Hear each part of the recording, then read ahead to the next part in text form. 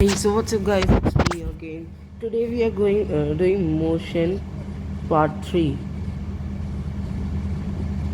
Okay, so starting off with the basics. First of all, we are just gonna for information cover the symbols, like for example in a few in the next videos we are gonna discuss about the equations of motion and all, so we should know what the symbols represent. First of all, S is for displacement. Don't ask me why displacement. And again, displacement is the shortest path covered between 2 points. Then U is for initial velocity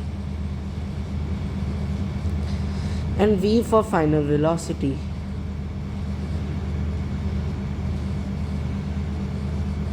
Okay, then T for time,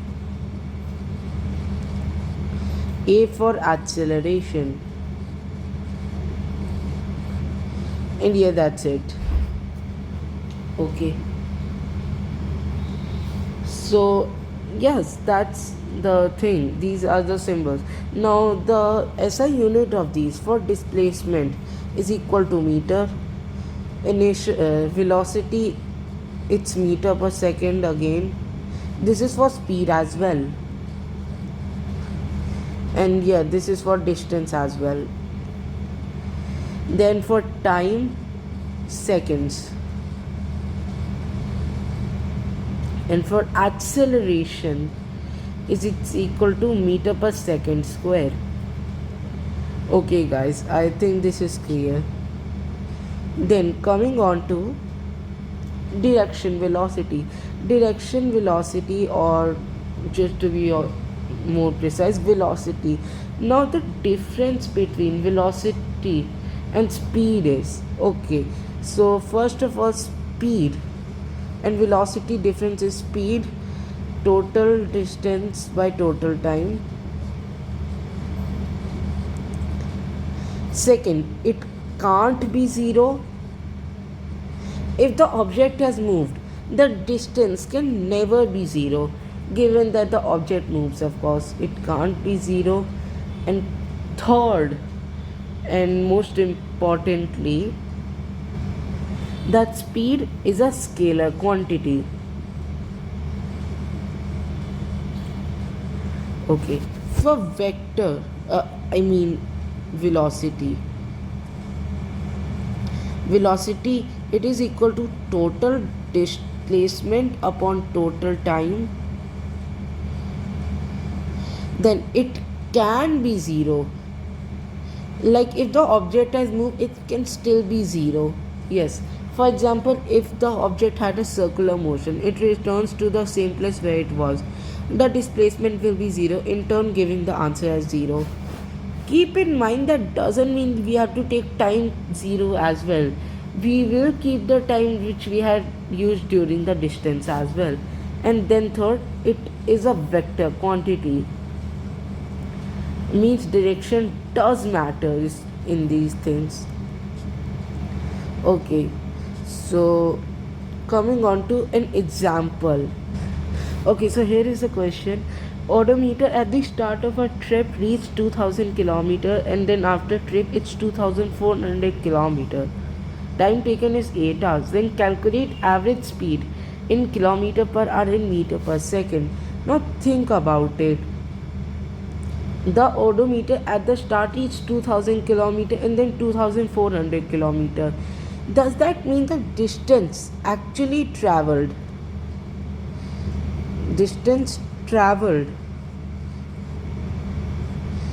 wouldn't it be 2400 minus 2000, giving us 2400 minus 2400 kilometer? Okay, then for the time is equal to 8 hour. Thus we know that speed is equal to distance upon time, which is equal to 400 kilometer by 8 hour. And on cancelling that out, we get 50 kmph or 50 kilometer per hour. That's the speed.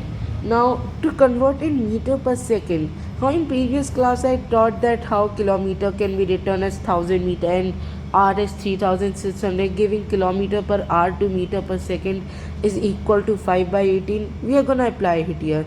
So which will give 550 kilometer per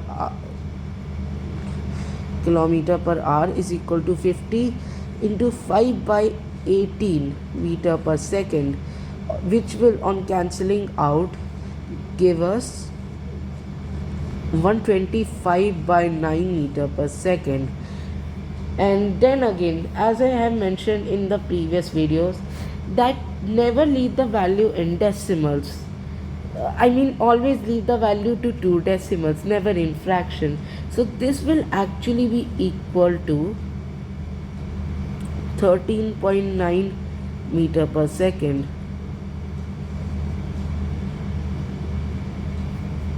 Okay, am I right? Yes. Okay, so coming on to the third example, Rick Astley is walking in a straight path 90 meter long. Then he covers 180 meter in 1 minute by taking a turn around and reaching to start point. Average speed and average velocity of him. Now this is a diagram I draw to represent this. See, this is our normal this is his path. Now what he does is he walks 90 sorry, yes, so what he does is he walks 90 meter and then returns back, which is also 90 meter. Now think about it. Average speed is equal to total distance upon total time, and time is 1 minute. Average speed is equal to 90 plus 90 upon 1 minute. But keep in mind, we have to calculate in either meter per second or kilometer per hour. So this will be equal to 180 by 60 meter by second, which will give us 3 meter per second. Then for the average velocity, now average velocity is not that thinkable. Like if he returns to the same place where he started from, think about his displacement. Wouldn't the displacement will actually be zero? Because in thinking of science, you if you had to do the same work as him, like reach the same position as him, you have to do nothing. Displacement is zero. So which is equal to total displacement. Keep in mind, total displacement is represented by S, total time, which is equal to 0 by 60. Now anything which is any number which has 0 as numerator but not denominator is automatically 0 meter per second. Answer done. So hope you guys enjoy it, and goodbye, see you next time.